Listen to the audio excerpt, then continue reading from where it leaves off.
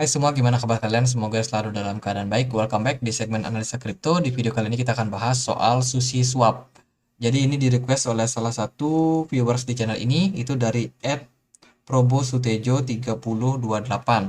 Oke, thank you banget Bang. Kita akan bahas untuk Sushi.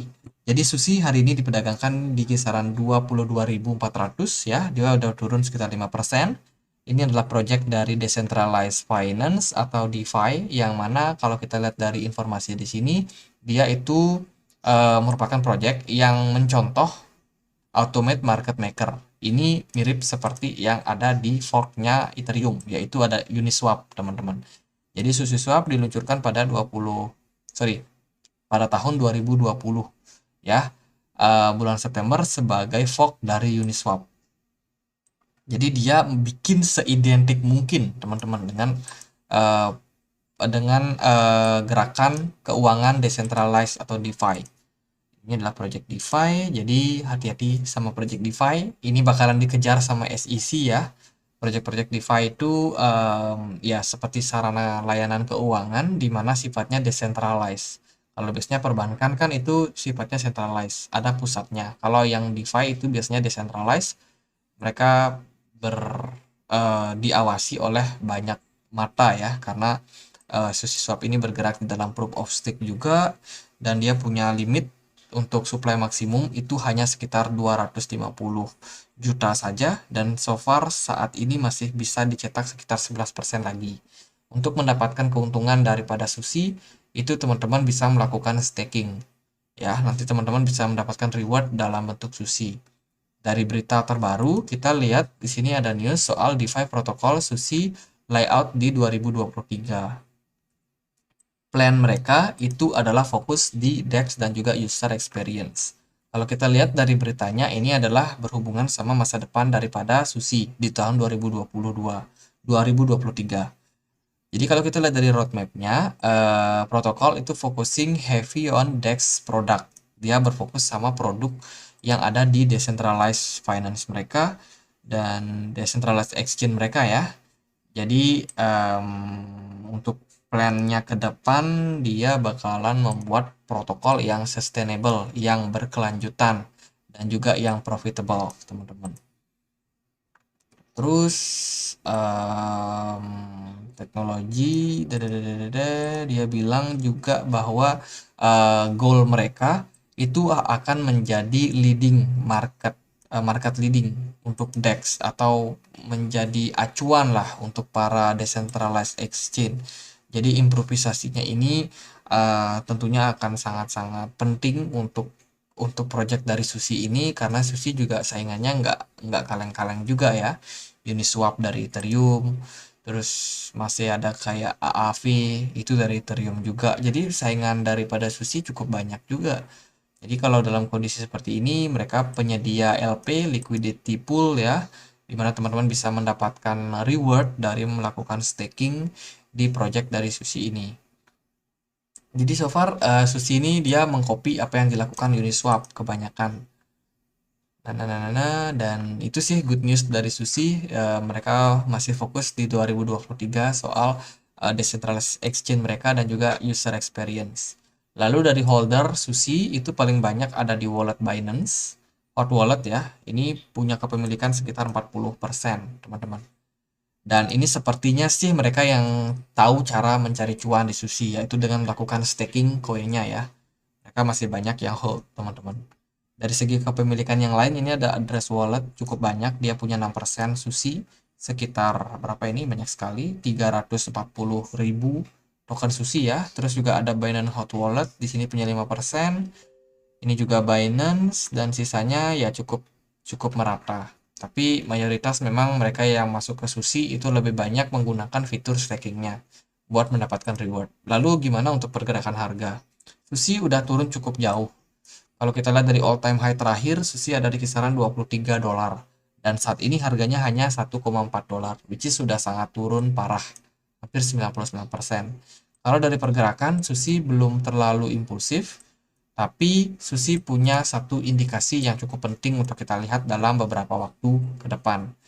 Teman-teman, kita pakai time frame daily. Kalau kita lihat dari prosesnya, Susi ini punya level support yang sangat-sangat penting, ya, yakni di kisaran 0,9%. Sorry, 0,9 dolar. Itu merupakan level support yang belum pernah di break oleh Susi. Kalau kita lihat dari pola pergerakannya, level tersebut sangat-sangat kuat menahan Susi selama ini, teman-teman. Dan posisi Susi saat ini itu udah mengalami penguatan.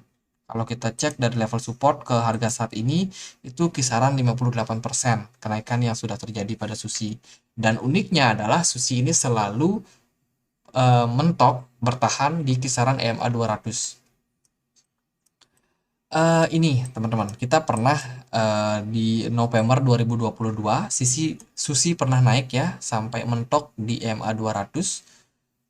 Ini menjadi level pertahanan buat Susi untuk naik. Jadi ini level resistance yang sangat penting. Sekarang Susi juga mengalami atau menghadapi level resistance yang sama di sini. Again, Susi ketahan di EMA 200. Artinya apa? Artinya harus waspada sama penurunan yang bisa terjadi sangat impulsif terhadap Susi seperti yang terjadi di bulan November.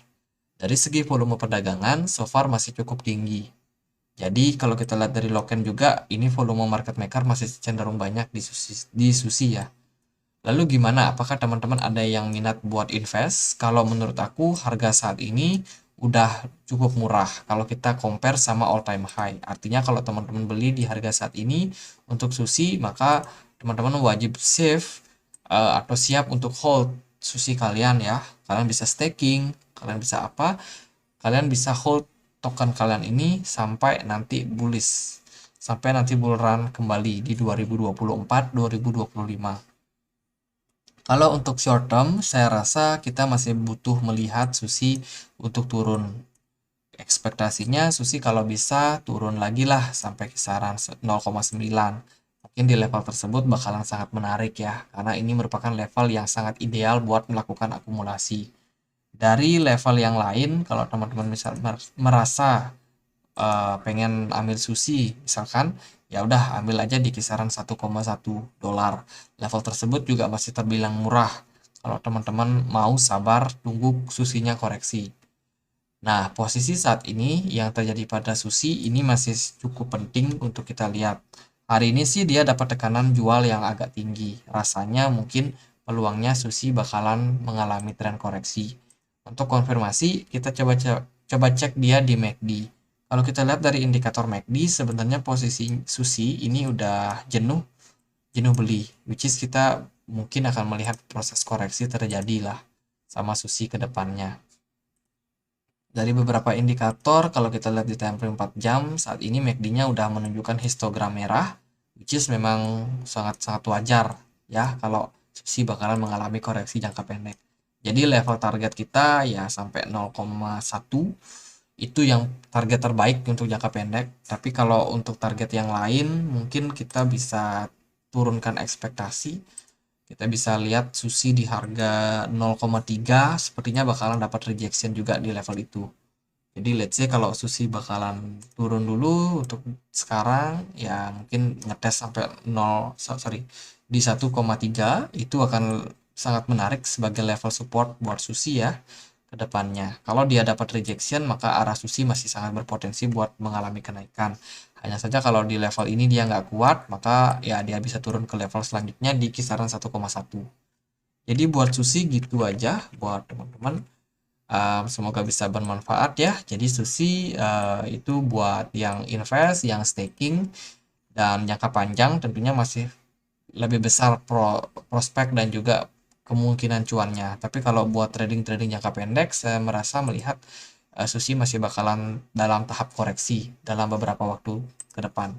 Jadi gitu aja, semoga bisa bermanfaat buat teman-teman. Kalau ada project lain yang mau dibahas, ada koin lain, tulis aja langsung di kolom komentar. Sekian aja akhir kata saya Andre, makasih.